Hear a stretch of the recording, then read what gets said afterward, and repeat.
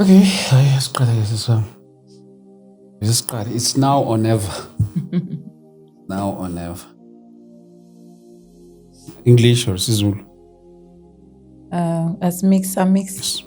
Okay. Angazi. Okay, preferable in like I am something. No. Anything. Just izokwenza nje ube comfortable. Yeah. Okay.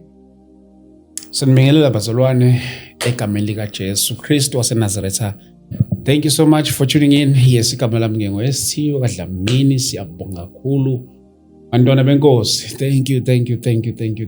thank you so much for tuning in. This is a Christian platform. If you are a believer and you're here for the first time, make sure that you stay tuned so that you won't miss any of our upcoming episodes, because each and every episode that we do here, we make sure that we touches your heart. We make sure that we amplifies your faith, we amplifies your inner man. So thank you so much, Bazalwane, for tuning in. We do awareness, we do Bible teachings, sound Bible teachings, zonke lezi zinto lezi that has to do with the body of Christ. So thank you so much, Bazalwane, egameni lika Jesu Kristu waseNazaretha. Today I'm joined by my sister, sizoba esinayo lapha namhlanje kudala ukusixhumana. Inkosi seziyasenzela umusa ukuthi sibe naleli thuba lapha namhlanje. But before we start, it is in my heart. Can we just pray? And then we go straight to our today's session. Heavenly Father, we honor you. We pray, mighty God, as our guest is here. We pray, my Father, that you open up their minds. We pray as some will be relating with everything that will be shared here. We thank you, Father, for this opportunity in the name of Jesus Christ. And we pray for our guest today, God. Akhulume konke lokho okudinga ukuziwa ngabantwana bakho egameni lika Jesu Kristu waseNazaretha. Heavenly Father, we honor and we love you. In Jesus' mighty name, pray. Amen. Amen. Siswami, angithathe ithuba ngikubingelele ngikwamukele egameni lika Jesu, and thank you so much for coming. Right? Ngiright kakhulu. Finally, siyabonga uNkulunkulu. Ngiyazi ukuthi usuka vela kakhulu lapha einkundleni zokuxhumana, share about your testimony. Yes. But for the sake of those who are also seeing you for the first time, maybe ungasinikeza your introduction. Okay. Thank you so much. Ngiyabonga kakhulu for the platform given today. Ngibonga umusa because konke kwenza uNkulunkulu. Ulindiwe kwamdlalo seke okhulumayo ngokuzalwa ngizalelwe eBinoni. Okay. There's a small location called Wardville. Okay. Zalelwe lapho, and then sa move ke nobaba nomama bathenga indle Foscloras. Okay. So ngizalwa ke umfundisi, ngibuye ekhayeni lenkolo. So sikhula nje ekhaya, sikhuliswa ngenkolo ukuthi uNkulunkulu uzaqala. Okay. Sikhulele ekhayeni lomthandazo, sikhulele ekhayeni lomculo. So kukho konke nje engidlule kukho empilweni, ijeni yami ngumuntu olazi iqiniso. Hayi ngoba mhlawumbe ngingatshelwanga, mhlawumbe ngizothi ngiblame ubaba nomama, kodwa bawenzile umsebenzi wabo ngokusifundisa ngendlela uNkulunkulu afuna sikhule ngayo. Ngiyabonga. Amanye amagama mawuveza leyo nto leyo shuthi ukhule ekhaya likholwayo, mama no baba, that Christian background. Shuthi in other words uyingane kamfundisi kahle kahle. Yeah. Okay. Yeah. So maybe let's just start here. Being a PK, yazi ukuthi uyakukhula kunezinto oyibonayo nama dynamics nje uthi awafana kweminye imizi. Ukhula kukhona izinto oyibonayo oyithandayo nezinye izinto othola uyithanda kodwa ungena choice. Mhlawumbe wena ekukhuleni kwakho in your childhood ubona ubaba wakho umfundisi, ubona umama wakho umfundisi. Ngiyakhumbula nje ngaba nesession nabanye abazalwane sikhuluma indaba ukuthi kunomunye naye othi bona mina as much as ngiyi-PK kodwa angifuni ukuba umfundisi because of izinto engizibone kubaba wami, izinto engizibone futhi zenziwa kubaba wami. Mhlambe wena ekubeni iPK kwakho ngabe lokho zikhona izinto ezazikumotivate ukuthi yazi nami wish nami kusasa ukuthi nami ngahamba nami ezicathulweni zabazali bami ngokobizo. Hey, eqinisweni nje akukho lula ukuba iPK. Ngizolikhuluma nje iqiniso ligcwele. Sikhula sitshela ukuthi la ikhaya lomkhuleko, ikhaya la kaJehova. So whatsoever izinto esizenzayo, whether zibhlungu zinjani, we just have to understand ukuthi lekhaya lichuziwe. So kuningi esindlule kukho engingakusho nami ngifake adding on top of the statement salomuntu omshoyo ukuthi washo wathi yena akafisi. I would say that as well ukuthi it was not easy because you know sometimes you'd go to church crying inside, you know, but when you get there you have to pretend as if all is well. You crying not because of challenges ezasendlini, but because of izinto ezibuya ebandleni. Get you. I just want to be straightforward, and I know ukuthi abanye abazalwane bazongizwa, bazong-understand, abanye ngeke bangizwe. Abazalwane sometimes butwami, they can make you to say insindiso angisayifuni. I just want to be deep because ibhlungu lento, we as ama-PKs, we are expected ukuthi siphile ngazuthi siphile emhlabeni wethu sodwa onganasono. Get you. And then when we have made those mistakes, angithi singabantu. Yes. Wayena uNkulunkulu uyasivumela uthi izani kimi nazo zonke izono zenu zinjalo, mina ngizosihlanza, and maso uNkulunkulu seka forgivile. I mean, you don't have to live impilo yokuthi manje uzisole, but umzalwane uzoloke emenjalo, reminding you, taking you back kulento baba sekaxolele yona. So it wasn't easy also ukubona ubunzima because bathwele abafundisi nabo bafundisi. It's not easy ukuphatha abantwana bakaNkulunkulu because we are not all the same. Some they can support your vision, but some they will always have but you know, whatever a program or umbono ubekayo khona laba bazofuna uku-oppose, yabona. And us as abantwana, you know, babafundisi, seeing those things happening, because abanye abazalwane, they can't really hide ama feelings wabo, they just react. You understand? You'd see even ama reactions, mhlawumbe umama makangena, our mother makangena ubona abanye ngazuthi these things are happening, abamzwisisi, blah blah blah, you understand? And then we sikhula kuleyo environment, and what is expected from you ukuthi mawufike esontweni, whether lo yamzalwane ukukhubile or akakhubanga, forget about that. Sure. And then be umuntu alright, because it's not about abazalwane, because basifundisa endlini ukuthi phume emntwini. Yabona makuthi mhlawumbe ubaba nomama bayidlalanga indima kimi as a firstborn, nakusiso zemva kwami nobhuti wami, mhlawumbe ngabe kade sayihlubuka insindiso, futhi besizoyiphikisa, futhi sinama reasons ukuthi why are we saying this. So because of imfundiso zabo zisifundise ukuthi phume emntwini ubheke uJehova. So the journey masihamba nabo, besihamba sithi baba wena uyazi konke sikubeka kuwe. So injalo. Wazalwane.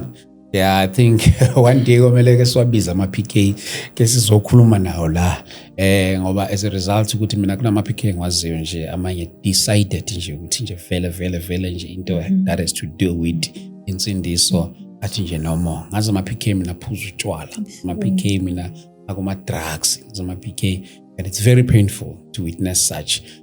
But we'll make time someday where we'll invite ama-PKs ke sizokhuluma nawo la. Ngiyafisa ke singene kwi-story sakho. Uke waba nento involved with ama-drugs, and angazi ngizoqalisa kuphi, kodwa futhi into yakho wow ugcina uboshiwe kodwa uboshelwe kungaboshwanga lapha eSouth Africa. Mhlawumbe ngiyathanda ukuthi uke usilandise ngalobu bufakazi bakho up until size sifike kwimanje lakho.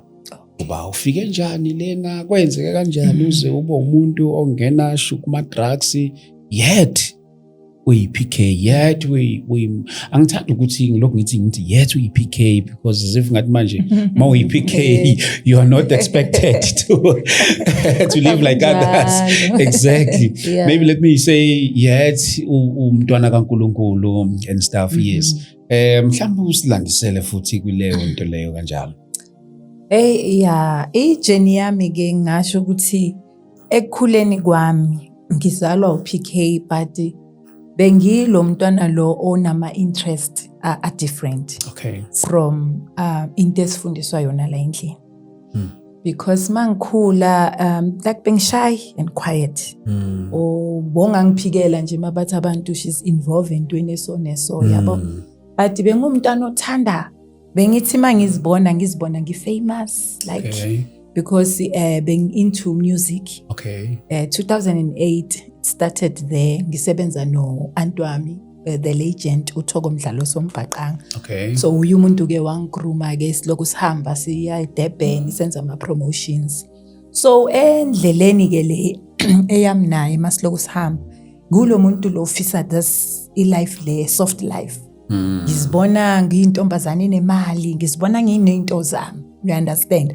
So masiloko sihamba ke endleleni senza wona ama promotions aba namagigi, imali le it wasn't enough ukuthi inginike lempilo mina engiyilangazelelayo. Okay. And kokunye futhi ukuze ngibe nalokulangazelela wempilo emnandi, I'm a firstborn at home. Okay. And ubaba wayesebenza eStandard Bank, wayeka because of ministry wathi ufuna kuba full time. You understand?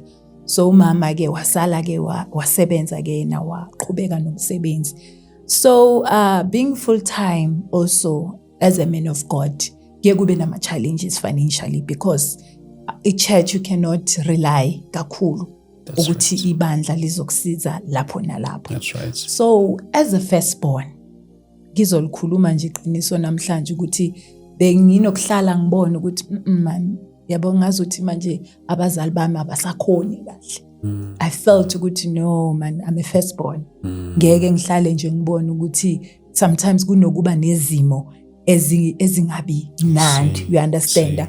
Sometimes we have to go to church, petrol nayo isixake nanani. So unfortunate kwafika nje lo mcabango kimi ukuthi okusalayo makukuthi mele ngiyenze imali ngiyenze ngibona umndeni wami ujabulile, Thixo soyongixolela. Sure. So along the line ke masiloko sihamba no auntie ngihlangane ke namantombazane la emculweni, you know get the industry ukuthi vele it has a life esheshayo. So while we're busy with ama tours kanjalo, I met this group of girls, you know they had a similar passion eyami, you know, to become ama superstars blah blah blah.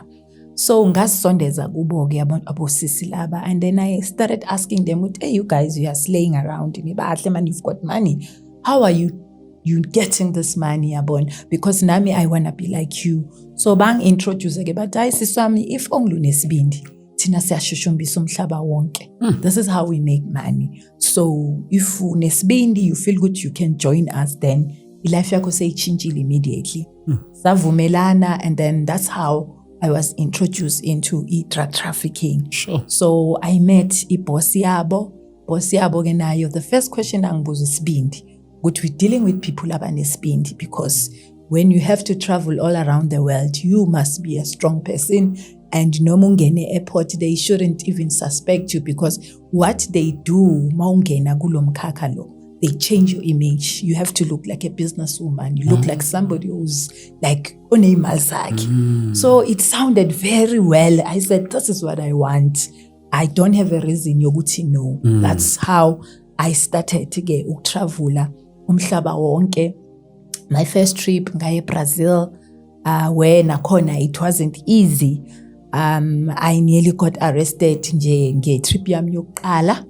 but because of uNkulunkulu naye, well, siyazenza izinto sizenza, umusa uloku ukhona, but there's a time la naye awukhatha khona umusa wakhe. Because ijourney yami, I don't want to lie, ebhuti wami nje ukuqala kwami ukutravela beyibonisa ama signs ukuthi lento yenzayo kahle kahle is not for you. Like ukuphazamisa nje kancane, like mawufika eBrazil, what happened that made you to get nearly arrested? Okay, well, i-agreement mina ngayicelela ukuthi angeke ngiwagwinya ama-drugs. Mangitravela always ngicela ukuse luggage. Okay. So mangifika ke Brazil, mangifika ke they welcomed me kamnandi, bangiphatha kahle. So ngelanga engizohamba ngayo, like tomorrow ngiyahamba, this day bayafika ke mabafika bafika ne luggage. So bathi kimi le luggage esiphethe sisi into ozoyenza uzo offload impahla zakho from the luggage ozenayo and use the new luggage, but ama drugs awekho la because the agreement was that sizowafaka ku luggage. There's a reason why we didn't do leyo nto for now. You are going to use amateki. You remember those amateki wakudala besithi ama Spice Girls anesithende stack. Yeah. Yes, so ama drugs bewafake lapho from the factory mabawayenza. They've got connection inside there. Bawafake ke sithendeni nani kanjalo. Okay. So they were very heavy. You could tell noma ngihamba ukuthi yabo usisi ngathi uya struggleisha lento ayigcobile yamsinda. So I think mina mangifike airport, because kwaza nje umfana nje bekazigcokele private clothes, futhi I wasn't aware ukuthi this guy bekasemsebenzini. Wabuza ukuthi ngibuyaphi, wacela i-passport yami, wa-check out from Brazil, but uyoyenzani? Ngathi no, just went there for a holiday, blah blah blah. So ke wathi ayisisi ngicela ungilandele because we just want to ask you a few questions. Mangimlandela kanjalo ke siye officeini, ngathola amaphoyisa wabomama bawu2. Bathi kimi this is our job, we don't have a choice, but basitshela ukuthi ususpicious kunento wrong ngawe. Sicela ukuthi nje sikucheke uzokhulula nje yonke into. Imagine, because yonke lento abayifunayo vele kimi ngewe. So I don't want to lie, I was like, God sengibiza uNkulunkulu manje, no, this can't happen. Sure. Bayenze ke strip off my clothes and then baseche ngenhlanhla nangomusa. Azange kube nento ethi remove the shoes nani, because hadn't been if I removed my shoes bazibamba, they were going to, because they were very heavy. So ke ngasinda kanjalo. Ayike ngaqhubeka ke ngahamba bo India, ngiye Africa, went to most part of Africa, Congo, Zambia, ngishushumbisa wona ama drugs lawo. And engakusho ukuthi endlini, because ubaba sekakusho manje ukuthi mina Nyanda, I used to suspect you because ebusuku gain that you used to receive ama calls and you will speak in English, but because umntana akho ngongamcabangilanga, hence I said bengumntana ongeke umcabangele. So yes, so what abona wayishaya indiva leyo nto leyo. So bengithi ke mangitravel umhlaba wonke ekhaya, I used to tell them ukuthi ngihamba no-aunt, siya kulama tours wethu. Okay. Kanti sengimina ngihamba umhlaba wonke ke busy nawo lama drugs. So ke ngiyiphushe ke lento yami, mangiyiphusha, mangithola imali ke yiyo ke life ke bese ngiyiphila bhuti wami. I used to slay around, I don't want to lie, because remember endlini I couldn't buy izinto serious, bazobuza ukuthi imali uyithathaphi. The only thing I would do ukuthenga groceries and some of the small things ezingajumpiseki. Yeah. But they knew ukuthi vele umntanabo uthanda ukugcoka, uthanda ubuhle, I would spend ke empahleni. On clothing, yeah. Ngibe muhle nje ngiblinge, ayindaba yokudlala. Spend it futhi nabangani, because bese nginabangani aba-wrong, would go to clubs. Sihambe ke semaklapini, you know, ukuthi mawuya kuleyo club you'll be sitting with big guys, you know, people with money, rich guys. And then mangizithengela mina my champagne engiyiphuzayo, ngithenga ichampagne 4,000, yebona 5,000, that gives me power. Ukuthi yeah, I've arrived. This is the lifestyle that I've been longing to have, and now it's happening. So uLindwe Mdlalo se OEPK bephila nje leyo mpilo leyo.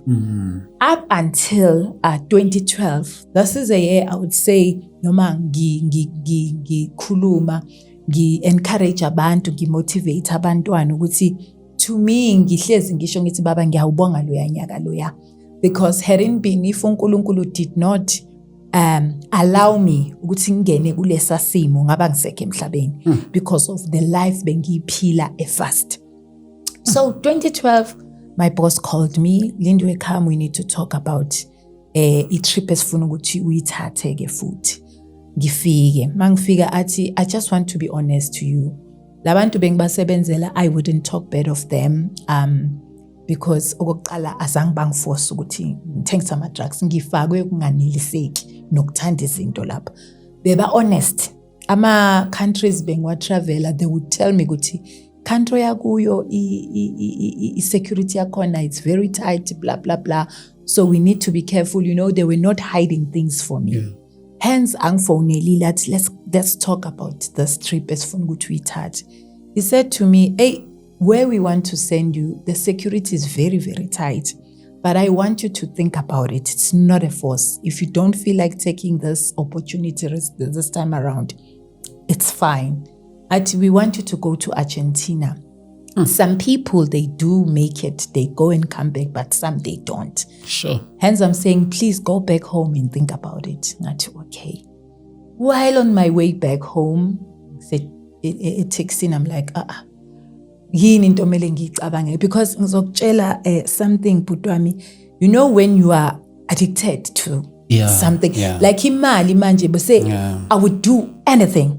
And to tell you the honest truth, isibindi enganginaso, I would sit down, ngizibuza ukuthi but Lindiwe, lesa sibindi bowunaso besibuyaphi, because yabona when you talk of imali, I would go la bathi angenwa khona. Fear was never my friend.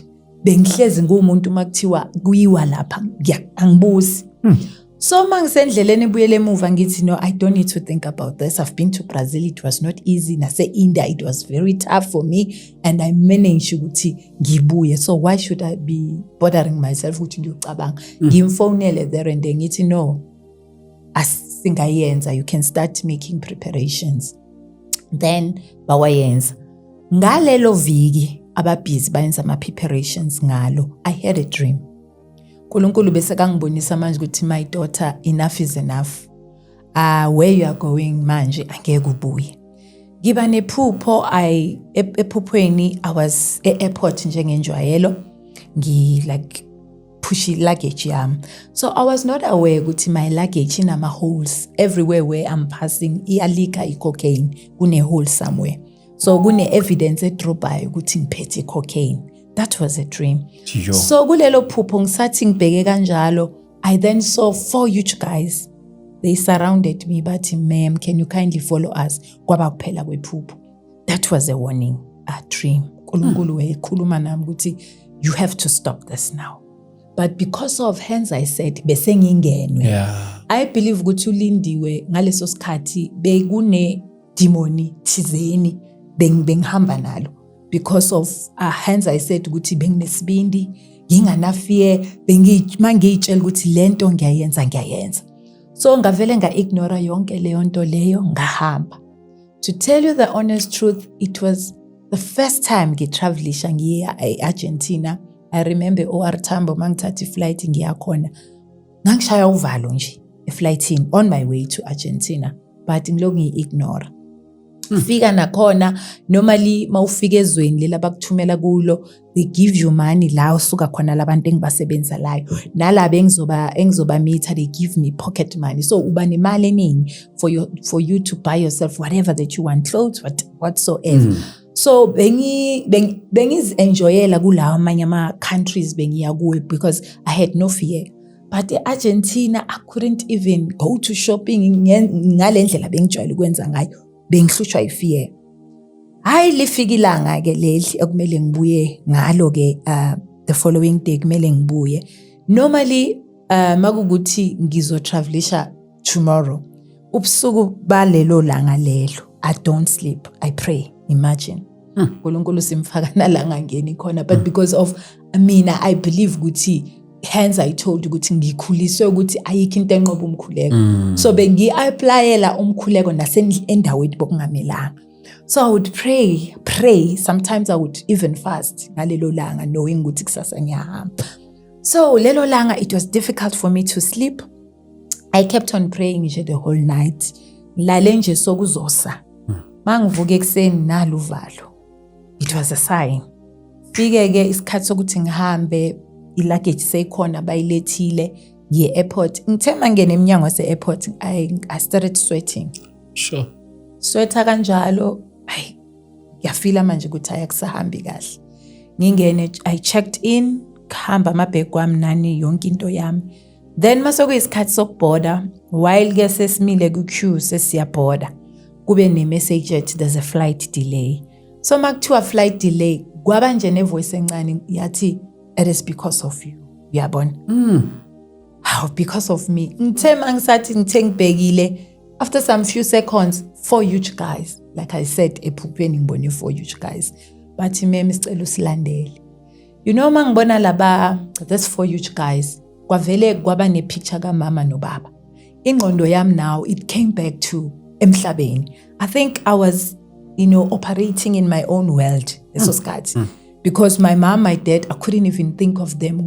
One day they will find out. And how are they going to receive, leindaba? But immediately, I knew lile phupho sezingishubele. Kwafika umama, kwafika ubaba. I started crying. Sahamba sifike ofisini. When they opened the door, there was my luggage on top of the table. Sure. Mangifika kunamaphoyisa already phakathi. They asked a permission. Can we kindly open? Then I had no choice. Bavula bakhipha yonke into. They couldn't find what they were looking for. Bakhuluma language yabo, babuya kimi. Bathi ma'am sicela ukuthi si break this luggage because we suspect kuna something la. Bathema basho kanjalo, I was just feeling tears were just dropping down. Hayi badila ne luggage yami kwaphuma vele cocaine. So the first question bathi mara why? But why? So they said, we're only going to do a favor to phone because we are far away from your people. At least let them know we are pila ugupi. I said, the person that I would talk to is my dad. Because abantu besifazane. Maybe mama wayovela quleke. I said, no. Ngakhuluma nobaba. Gathi madlula. Nyanda. Le indaba engizokutshela zona, expecting nanoma yini. If you say you don't want me anymore as your daughter, it's fine because I deserve that. Baba, all along look ngithi ngiyatravelisha no auntie siyakuphi, it was all lies. Mina bengibusy ngishushumbisa ama-drugs and currently I'm arrested in Argentina. My dad said, lawo magama kept me. Ukuthi, please, sicela ukuthi ungaziwarishi ngathi. Take good care of yourself because asikwazi ukufinyelela la ukhona. Sifisa ukuthi ngelinye ilanga ubuye ekhaya sikubone. Break her down because I was expecting him ukuthi asho amagama abhlungu because really ngibamoshile. So engizokusho ukuthi ijeni yami I tend to believe now ukuthi there are people, whether you like it or not, uNkulunkulu ababekile ukuthi babe yi-example kwabanye abantu. Hadn't been if I did not go through the journey engene kuye Argentina. Well, I got arrested ke Argentina ngaboshwa. Boshwa kwami ke Argentina, all the foreigners in 2012, I don't know now, that was in 2012. We were all doing the same sentence. Does not matter ukuthi bakuthole nama drugs we 10 million or we 50,000, but all of us, all the foreigners, were given 4 years and 6 months. But uyenza half of that. So ngaseva 2 years and 3 months. Sure. All I can say is that ijele is hoko. Ngiyayazi indawo emnyama laphayana kukamnyama ndawo. It's darkness. Yeah. So I thank God when I say to people ngiyabonga u2012. Ngiyabonga ukuyongena kuleyo ndawo leya because that place has changed me, transformed me, because I don't see myself going back. I used to pray one prayer, Father, when you take me out of this place, please make me not to close my mouth. Let me help others. And what kept me moving, because ijele liya frustrate. amagama kababa awasho ukuthi sifuna ukukubona phinda ubuye ekhaya. You know, like a prodigal son. Ubaba angazange wambiza ngamagama ukuthi wena waye, like I saw that kubaba ngathi wow, yazi kumnandi. I'm not saying mhlawumbe amunye umuntu angayithatha kabi, but ngithi abazali we ought to learn ukuthi sikwazi ukusupport abantwana noma basilethele uhlazo ekhaya, because akunamgcomo umuntu akalahlwa. We all make mistake, and through our mistakes siyafunda, siyakhula, and ukukhula kwethu kusasa sesiza ini umhlaba wonke, but it depends ngomuntu ukuthi umuntu yena ufunani. So all in all, engakusho ukuthi ijourney yami until where I am now, ngibonga ukuphuma ekhayeni elingifundisile iqiniso, noma ngele ngayenza humiliation ngabahlasa, you know, ngayenza because this was totally a humiliation. Ukuboshwa kwami ngacela kuba ukuthi please ningasho ukuthi kwenzakaleni, rather say ngise overseas ngihambe nomculo. So ama neighbors bawazi ukuthi uLindiwe ayuhambe ngeinto zo music kanti ngisejele, because I was protecting their image. uNkulunkulu uthi ngokuvezela okungandluli, because this is enye into uNkulunkulu angisebenzisa ngayo kakhulu recently, because ingithatha isikhathi ukuthi ngiyiveze ke leyo ndaba. But since ngiyivezile, I'm getting people who are appreciating ukuthi Lindiwe, sisilindiwe uyasila. Yeah. While I was in prison eBudwami in Argentina, we were given the opportunity ngasho yokuthi, I think they were thinking ukuthi indlela yokuthi calm it down, ukuthi stress siyehle. Besinike ithuba lokuthi sibe kuma relationships. Okay. Okunejele labo baba nje distancing yana, but not far away from us. What they do, bayafona. When they call, hi, I'm John, I'm looking for a girl from South Africa, tall, slim, blah blah blah. Umuntu yasho choice yakhe. So we were living in a pavilion indawo besibiza, we were 10. It was a pavilion, umuntu ne room like. So we are 10 ladies here, and then here's John is calling ufuna umuntu so who is interested. That's how it works. So nami it happened ke ukuthi ngahlangana nomuntu wesilisa khona lapho. Ukuhlangana kwami kanti umuntu engike ngambona ngaphambilini mangenza all this my trips. So sahlangana manihlangana ke niklike efonini, they give you an opportunity yokuthi nibonane, you visit. You apply for that. Then we applied for that, sabonana. Bonana kwethu, it happened ukuthi because they give you also indawo yokuthi nibe two intimacy. Okay. It happened, and then makwenzakala kwahlala umntwana esiswini uLindiwe Mdlalozi.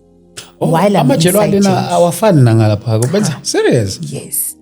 So this one, it's very very important for me, because uNkulunkulu uthi kimi ngicela uhlale lapho usiza abantwana bami. And into akusekudala ngikhulumile ngakho lokho, because I was trying to protect the little one, because you know the stigma ezikolweni nani yabona. But when I look at umntanami, uNkulunkulu angitshela ukuthi no, this one she's a warrior, this one she's a strong woman. You don't know ukuthi naye ngokwakhe as you are doing what you are doing, you know, umnika lengubo, because now she's going far with life. Now she's going to tell a story. So wahlala ingane. Hlala ingane ngisejele. Yabona ukuthi uLindiwe ulethe ubuhlungu obungakanani ekhaya kubo. Remember, I'm arrested, my parents, they're still praying for me, I'm far away, they can't even see me. Now ngiyaconceive ejele. It's one after the other now. Nice. Well, ngiconceive ke ngimphushe ke in 9 months inside. Okay, ngiyanakekelwa, you'd go to checkups, yabo, wenzo sure ukuthi umntwana right. While I think I was 7 months, no bhuti ke athumele cousin wakhe ngapha ukuthi bayobike ekhaya ukuthi sebamoshile. Bafike ke babike ukuthi sokwenzakala into so, but uya promise ukuthi uLindiwe makabuya sizobuya silobole senze abhadala icala. You understand? Fine. Ngimthole kumntwana ifika 9 months, mangiteta ukuthi sokusela 5 months ukuthi ngikhululeke ngibuye ekhaya. Hlale ke naye umntwana ejele. Wow, what an experience. Sure. Then ngifika isikhathi sokuthi ngithola freedom, coming back home, buye. Mangibuya, ngithola bangilindile my family. It was more like a movie. You understand? What I saw, into engihlezi ngikhuluma ngayo ukuthi angichomi, omunye umuntu angathi hey uyachoma ngabazali bakhe, but bangibonisa into engayazi. Engicela nami uNkulunkulu ukuthi angenze loyo mama ebantwaneni bami. Because mabangibona nalengane engivela, mina futhi bongathi nje eyami indaba bangazi. Babonke bagijimela Nkosi yami kule angel etholele ejele, kule angel. We understand? Fike endlini kwabamnandi nga welcome kahle kwaba warm. Fine. I just wanted ukuthi ngiveze le picture because that's where I'm going. Yes. So now uLindiwe Mdlalose, I believe ukuthi ijourney yami bokumele ukuthi ngidlula khona. Because if uLindiwe Mdlalose akandlulanga la ngidlula khona, abantu abasizakalayo ngale testimony yami, because we are not doing it because we want fame. It's a calling. You know, mina I realize now ukuthi this is a calling and I need to take this thing serious and allow God to direct me. Ngayenzi ngoba ngithi no, I know how to speak, this is my story. No, it's not just uNkulunkulu khona lento afuna ukuyenza.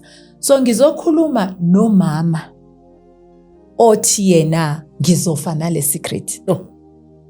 It's not gonna help you. Instead, uzibulala wena. And what about the little child? Umntwana ozothi wena mawungasekho emhlabeni asale nento angayazi ukuthi uzoyichaza kanjani. We cannot be ashamed because nami nginike wena ongibukela ukuthi no, I can do this. It's not easy ukuthi uhlale esofeni uzotshela abantu ukuthi you conceived in jail, watholela umntana ejele. People should understand that this is a calling indeed. So uNkulunkulu, there's something ayenza ebantwaneni bakhe because uNkulunkulu onomusa. So I'm going to say ukuthi don't be ashamed ukuthi umntana akho umtholele phi.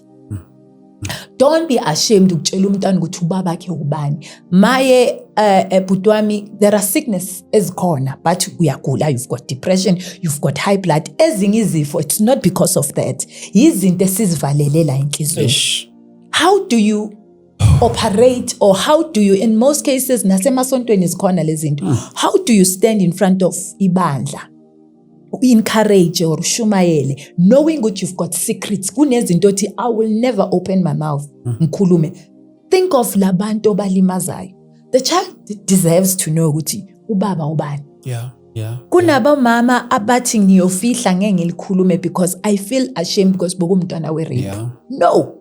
Umntwana nomntwana deserve to know ukuthi ngaconceive kanjani kuphi. So I am here today to say ukuthi it's not easy, but uNkulunkulu uyakusiza. Once you have decided ukuthi you know what, I can't take it anymore, I can't ngiphile nalento engivalele because igulisa mina, I want to speak out. uNkulunkulu yokunika amandla. Uyobona na uvula umlomo ukhuluma phakathi kwabantu. And let me tell you something, the more you speak, the more you get healing. The more you get, mina, I don't want to lie, this is how I'm making my living. God is taking care of me. Sure. But sometimes people would say, hey, you look like unemali unani. Mina, once this, hence I'm saying it's a calling. Ukusuka kwami la kubuyela endlini, ngiba excited ngathi maybe ngithole 10,000 efakiwe bank yami, but no, it is because of ngenza lento uNkulunkulu athi ngiyenze. So uLindiwe Mdlalose namhlanje umama, usisi okhuluma nabantu besifazane, okhuluma nabo baba ukuthi don't judge yourself. And ngicele nasemabandleni uNkulunkulu athi masekasixolele kudlulile. Let's just live on that. Singaba abantu abazovala iminyango babandleni athi umuntu abazalwana angibafuni because they are judgmental. Let's learn ukuthi si understand ukuthi we all make, nobody is perfect. Sisizwa umuthi endleleni. And into emnandi uNkulunkulu ayifuna ukuthi siye mokuzivuma, Baba forgive me. That's why it's important now and then when you pray you said God forgive me. Angikho ngcono, angikho ngcwele, ngiwumuntu nami ngiphile sonini, ngixolele. Then ngihambeke endleleni, si embrace abantwana bakaNkulunkulu ababuya bathi sizenzile sizikhandile, sibonile ukuthi senze into embi emhlabeni, siubulela umhlaba, sicela ukubuya. nathi sizokhonza uNkulunkulu with peace and joy. Asingavalelini abantu iminyango. Ngiyabakhulumela. Because bakhona abantu abafuna ukuyokhonza uNkulunkulu but mabacabanga ukuthi mangena the look on its own indlela bazongibheka ngayo. Then how are you going to survive in that environment? Ngiyacela kuumusa sonke siphila kulomhlaba. Kuumusa ngoba abanye abafani noLindi wakamhlaba. Ukuthi bakhulume and yet benza izinto ezingcole kabi. They've got their secret lifestyles. You understand? So thina kuNkulunkulu asithumile ukuthi sikhulume, asikhulumi ngoba sizenza ngcono risphapha. Sifuna ukuthi abantwana bakaNkulunkulu bakhululeke. Siswami ungabi ashamed. Mtshele loyo mntwana ukuthi kwenzakaleni because she deserves or he deserves to know. Ukundlula kwakhe emhlabeni uyoyenza impilo yomntwana ibe difficult. Ngimtholile umntwana ejele ngabuya naye umntanami akanayo naleyo nto ukuthi afile ashamed ukuthi bazothini. She's very brave like her mom. Sisizwa uNkulunkulu. Because uNkulunkulu she's 12 years now. She's 12 years now. So uLindiweke usiza abantu because ushilo ukuthi from ejele until now ngibiziwe. Ngikwenza ngifuna ngafuni lokho. There was a time ngithi baba ngisakhona. Ngiyakhuluma ngisiza abantwana bakho and yet when I go back home ngilambile abantwana balambile bafuna I can't provide. Then why? There was a time I was angry ngithi no. But kwaba ne voice that remember what you said when you were inside that place. You said, God, if you take me out of this place, make me not to close my mouth. Don't worry about ukuthi nikwenza. Your rewards will come from me. So, ilokho ke butwa. I want to check these things. Usuka la vele your bosses were in South Africa, right? Yes. Usuka la uye Brazil noma ubuya usuke la uye Brazil bese usuke Brazil ubuye ngapha phinde usuke ngapha uya noma ubusuka uthi ngano miyabamba into ngishoyo. Yes, ngiyakuzwa. Yeah, the first trip ngasuka la ngaye eBrazil ngithi ngangiyowalanda mangibuya I was on transit. Yes, la ngihamba ngaphethanga lutho. Ngibuya nawo. So from Brazil ngiya eOR Tambo bengu transit ngiye Namibia. You understand? So babona ke ukuthi OR Tambo it's no longer working for them. So la amanye ama trips bengithi mangisuke eIndia then I would via Congo, Africa. And size buyi ngapha eSouth Africa. Yes. So ama drugs kahle busuku walanda na uthi besuke eSouth Africa uhambisa le. Busuku walanda ngale. Yes, eze ngapha eSouth Africa. Okay. Ngifuna ukubuza ke lesidingo lesiswami. Sizoya ngasigcineni. Ekhaya bazi ukuthi uhamba noauntie nje ngiyacula. Mhlambe uma usuyitholile le mali angithi bayakunikeza imali awunayo into ukuthi mhlambe let me support my family ngibafakele imali since mangisuke ngihambile nje ukuthi mhlambe usuke eBrazil mhlambe uzomphendula nakulokho ukuthi mhlambe usuke uhamba isikhathi singakanani uya after how long izinto ezikanjalo mhlambe awunayo umuntu ukuthi mhlambe this month ngenza imali engaka bathi ngibanikeze ekhaya ngeke ngibatshele ukuthi ngibanikeze imali engiyikhande ngani. No, lokho vele bengikwenza because the reason ngishilo ukuthi into engiphushele ukwenza imali bokubona sometimes because bengathanda ukubona umndeni wami strugglisha abazali. So mangihamba bengishiya kufudumele endlini.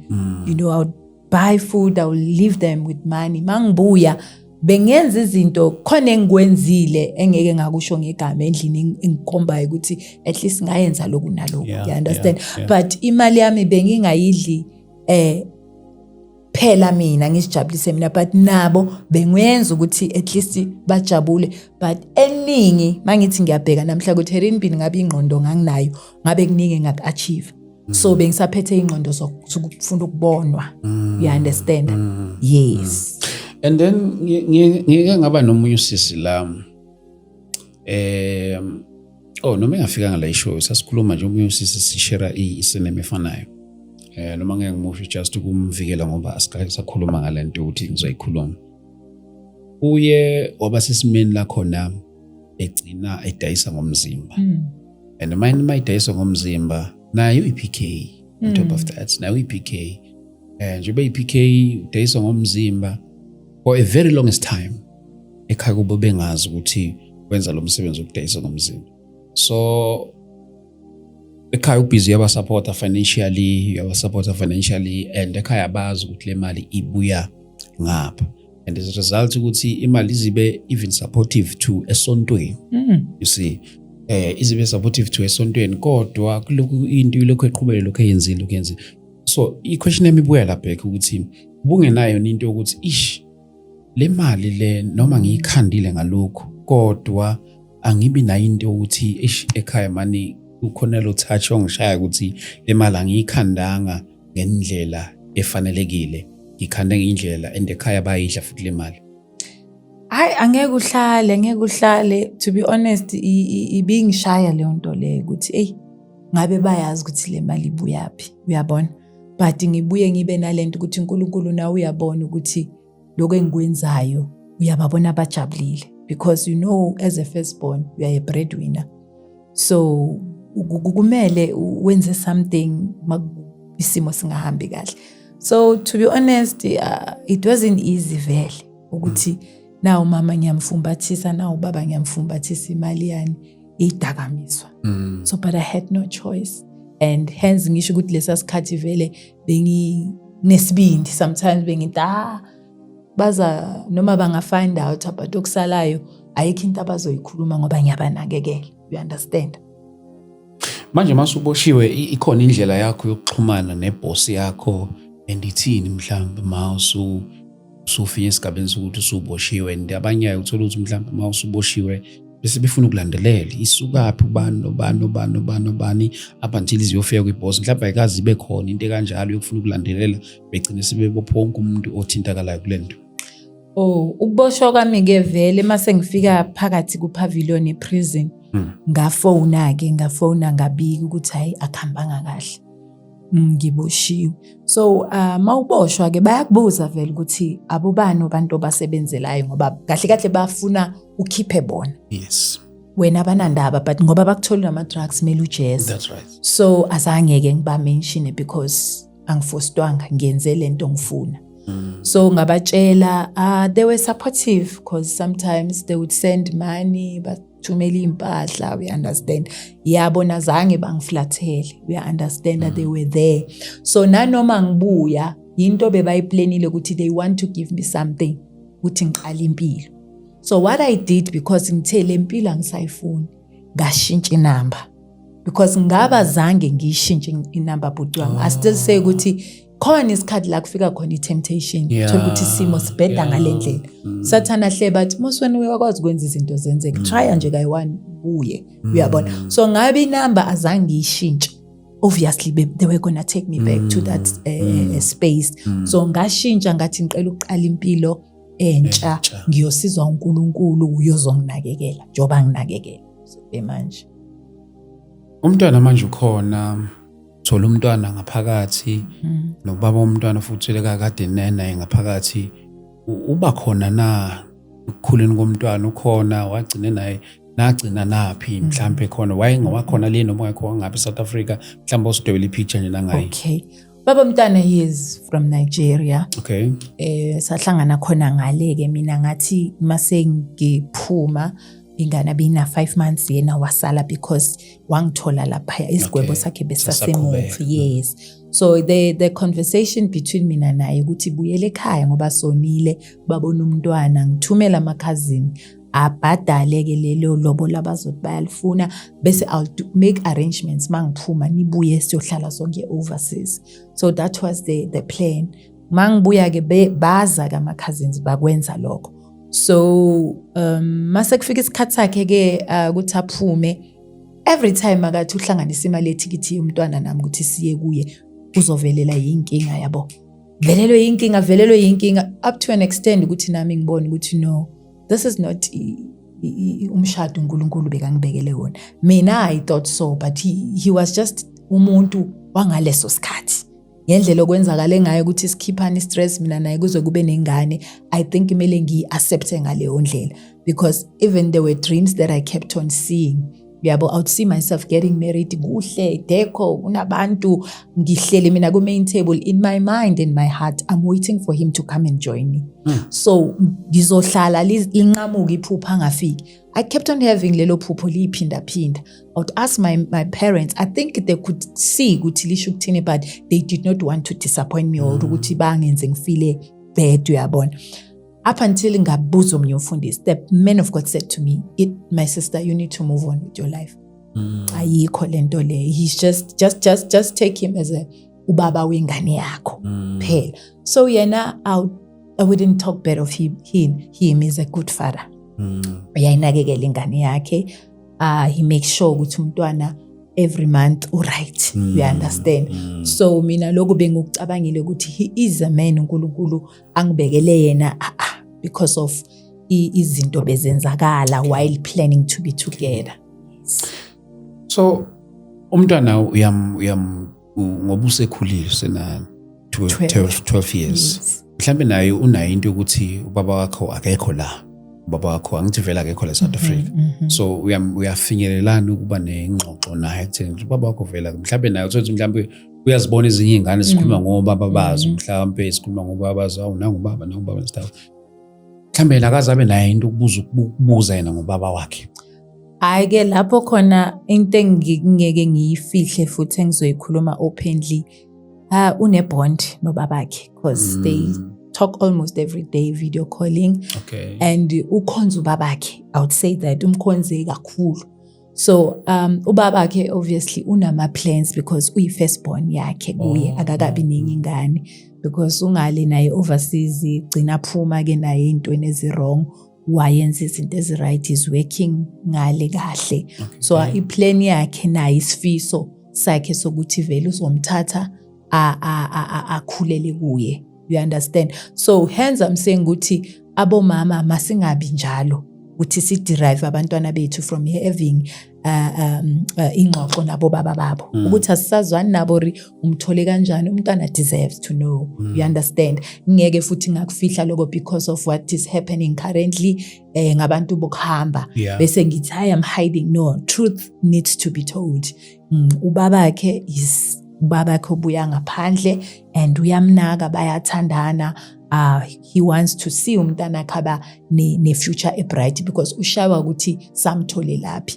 So unama plans nje ukuthi akafuni ukuthi lo mntwana akhule abanalento ukuthi mina vele ayikho into bezolunga ngami ngoba vele ngizalelwe endaweni enjani. Yes. So babakhe was one of the clients, right? Or he was one of the owners, ama supplier, I mean to say.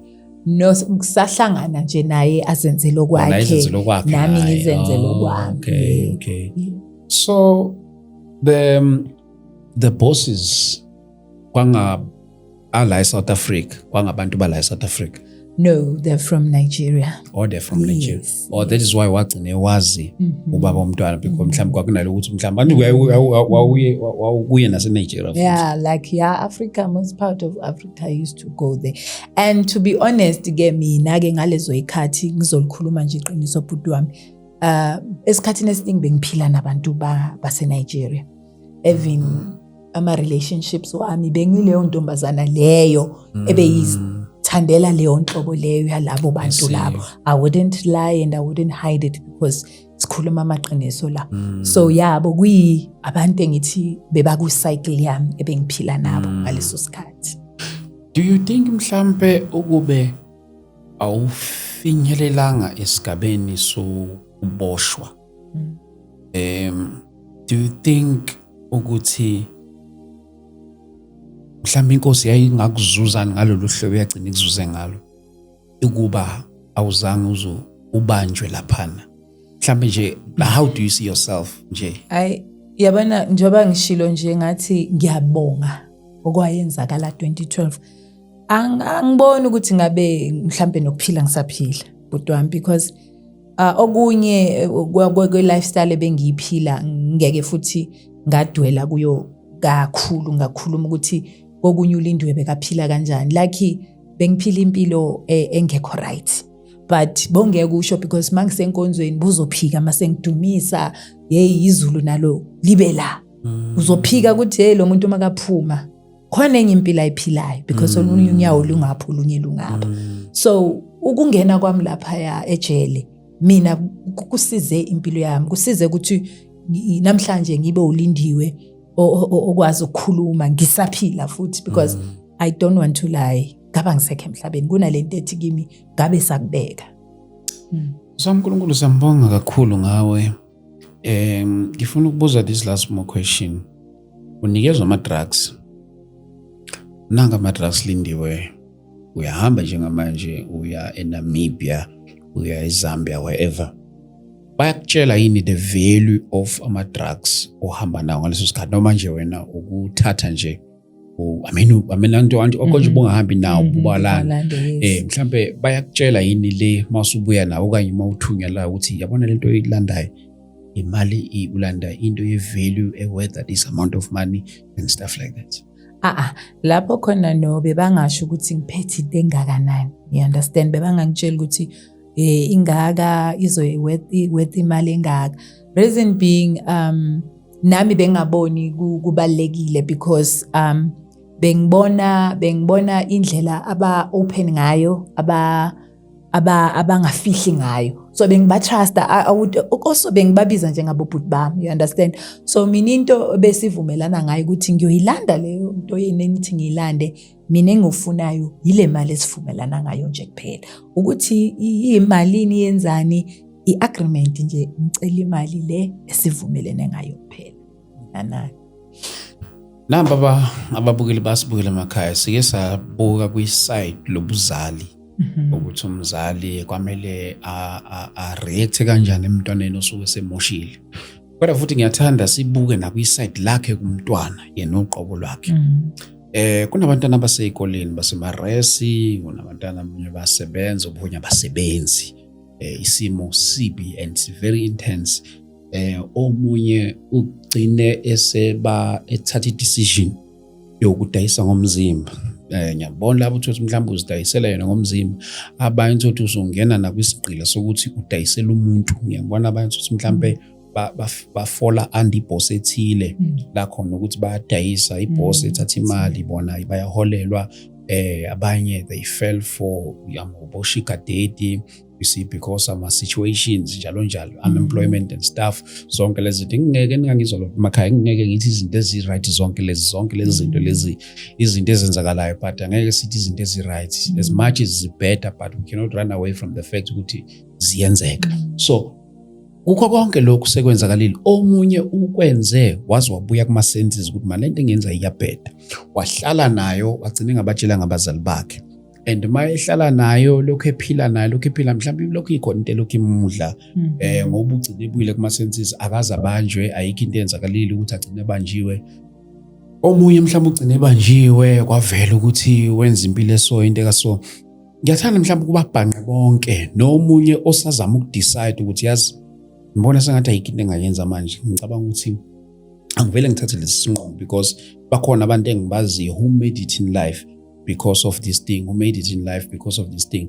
Nami ngicabanga ukuthi ngenze the very same thing. Mhlawumbe ukubhanqa bonke abantu nalo engishilo ukuthi maybe usabuya kuma senses naye manje ukuthi lento engenza i-wrong, kodwa manje ibhizi yamudla enhlizweni yakhe as a result ukuthi mhlawumbe bedayisa ngomzimba. Mhlawumbe sikhona indoda engathi ifuna ukumshada, kodwa manje ibhizi yamudla lento enhlizweni yakhe, akazi ukuthi angayiqala kanjani ngoba unayo into ukuthi mhlawumbe mangathi uyayisho bona sengathi uyomlahlekela khona lo. Mhlawumbe angazi ukubhanqa bonke laba bantu la bonke lama groups ukuthi maybe what message would you say to them bebuka njengamanje? Akukho lula. Kunezimo umuntu makaxoxela athe isilindiwe kunje angisazi sengidecide ukwenza into eso. Mina engakusho ukuthi asifunda ukuneliseka. Impilo oyiphilayo uNkulunkulu lokhu akunike kona, because in most cases into ebangela ukuthi sizithole sesenza izinto ezingekho right lokunganeliseki. Nalento yokuhalela impilo yomunye umuntu. You've mentioned abantwana abasema-res, abasema-universities, abangekho ama-universities, i-youth ekhona in our communities. Kunalento yokufuna bathini, you want to belong, funa nawe kuba kuma-levels abanye abakuwo. Mina would say ukuthi asibe content. Sibeni content, and also Butwami akekho umuntu ozalwe emhlabeni ozalwe anganikwanga igift. That's right. You understand? Masifike emhlabeni sonke sifike umuntu ufika so uphethe, that's your gift, izinto uNkulunkulu akuphathise zona. So if ungazithola wena zodwa ukuthi yini lento uNkulunkulu anginike yona engiexcela kuyo engangenzela ukuthi isimo sami sishintshe, rather ukuthi ngiyodayisa ngomzimba or ngiyoshutshumbisa ama drugs or ngenzeni, thola lento uNkulunkulu akunikeze yona owaziyo ukuthi mawuyenza uyaexcela, leyo nto yinto ezokunikeza impilo ukuthi ishintshe. Because siyakhala sithi imisebenzi ayikho. I mean akusinto leyo singama ngayo ukuthi ngize ngangena ema-drugsini because of imisebenzi angikho, ngiyadayisa umzimba because ekhaya kekho sebenzayo. No, siphiwe izandla, siphiwe umqondo. You understand? And also ekuhlaleni there are programs ezenziwayo mostly for youth. Ama-learnerships akhona manje sokuphusha imisebenzi yezandla. You understand? Sometimes enye into engiyibonile mina in most cases sithanda ukucomplain. We complaining yet we're doing nothing. You understand? We don't have this appreciation spirit. Ubonge lokho nako kuncane. Yes. Out of lento encane uyibonga uNkulunkulu akunike yona, he will open more doors for you. So mina ngizophakamisa ukuthi asinelisekeni. Ekunelisekeni kwakho ngale mpilo oyiphilayo, cela uNkulunkulu akukhanyisele ukuthi baba kuyini mangaba uzazi. Abanye bayazazi ukuthi baphiweni. Isiphiwo somuntu siyamvulela iminyango. Isiphiwo sakho sakwenza ukuthi uhlale namakhosi, ungene la ungadeserve khona. Mina ngibonile ukuthi sometimes singabantu sesifuna ukwenza izinto thina ngobumina. Understanding ukuthi mina I'm good in this, I'm good in that. But before uthi good in this, ask God first ukuthi baba kahle kahle yipi lo ufuna ngiyenze. Kunomunye othatha ikhosi usesikolweni, wenza leyo course leyo uyayenza ngoba mhlambe uzwe bathi right or abanye bayenza. No. Kumele umuntu wenza into uyazi ukuthi this is me. Ehambelana nawo. So mina ngiyacabanga ukuthi masinganeliseka sifunde ukuappreciate and also sifunde kuba abantu abangekho lazy, sisebenzisa izandla nomqondo. Kuningi okungashintsha empilweni. Singacomplaini naye, asiyekeni ngoba uNkulunkulu akamthanda umuntu ocomplainayo. That's why singeke sibusiseke, because lokho okuncane kunike kona ukuboni nakho. So how is it going to open more doors for you ungaboni lo mncane ovulekile? So we need to change mindset yethu nathi. Cabanga kwethu nokwenza kwethu would see things moving. Truth is we learn from our mistakes, and umuntu osuke ehlakaniphile ke uyakwazi nokufunda kuma mistakes wabanye abantu ke. Ungazulinde wena ukuthi ungene kulowo mgodi bese nawe uyafunda, kodwa siyakwazi ukufunda nangabantu abangene kwimigodi ethile babuye basitshela ukuthi ungangeni lapha, noma ungangena lapha ungenzeka ungaphumi. So mina ngiphumile nami ngazi ngiphume kanjani. I'm here to tell you ukuthi wena ke ungabusangena. So the reason being for okanye let me say that was the reason for this episode, ukuthi ungaze wenza iphutha elenziwa ngabanye abantu ekubeni bona babile phambi kwethu bawenze lo maphutha base bayabuya bangasifihlela ukusitshela ukuthi akungenwa lapha, mawangena lapha ungenzeka ungaphumi. Hence abanye abantu bengene ingozini benza sure ukuthi abafihla amasikazi wabo ukuze bakwazi ukubabonisa abanye abantu abeza emva kwabo ukuthi basoba lapha ungayinkinga ukuthi ungene lapha, nama ngazi ngiphile kanjani, ngiphile nje kuwumusa, mhlambe wena angeke ubuye. So ngibonge kakhulu for coming. Ngiyazi ukuthi umuntu wenza ama motivations, uyakhuluma nabantu abasha njalo abazalwane, you are a worshipper, zonke lezi mhlambe nabantu abafisa nje ukuxhumana nawe even for further engagements, nje noma ngabe yini lokho abangadinga nje ukuxhuma nawe, giving you support njalo ngezathu ezihlukahlukene, bakuthola kanjani? Ngiyatholakala kakhulu ku Facebook, TikTok account yami nje ibe nenkinga nyana, so ngisamisile ke ukuphusha kakhulu ku TikTok, but Facebook uLindwe Mdlalose. And then ngizoshare nama numbers wami to those abathi sisilindiwe, we need you ukuthi sizoxoxa kabanzana sihlale phansi. My digits are 063 759 5814. I repeat 063 759 5814. Ngiyabonga. So, asibonge kakhulu. Thank you so much for joining us. uNkulunkulu ngathi angaqhubeka asigcinele wena. Ngikholwa ukuthi abantu bethu abaningi bonke umphakathi wethu laphana wakule platform yethu ukwazela ukuthi usizakale ngobufakazi bakho. Ungayeki, ungathuli, qhubeka njalo. You have no idea abantu osobasizile ngalokho wena owadlula kukho. Kanti inkosi izama ukushumayeza abathile ngesimo sakho. So siyabonga kakhulu siswami. Bonge mina. Thank you so much. Bazalwane bami, siyabonga kakhulu egameni lika Jesu Kristu. Asibonge bafowethu egameni lika Jesu. Don't forget we are meeting in Pretoria ngomhla ka 13 June laphana eSterland Mall inside the cinema called Pretoria Arcadia. You do not want to miss this prayer. We call it prophetic and apostolic encounter. Don't miss out. If you are around Pretoria or noma ngabukuphi as long as uzokwazi ukufinyelela. I'm extending this invitation. Sibonana khona bantwana basekhaya egameni lika Jesu. Our last gathering in Soweto Dlamini Multipurpose Hall, 31 October. I want you to utilize this date as early as now, starting from 10 ekuseni. uNkulunkulu makabonge uNkulunkulu anifihla nonke lapha emakhaya size sibonana nge-episode yethu elandelayo. God bless you. Amen. Hey. Wow. Yeah. Hey, calling inzima.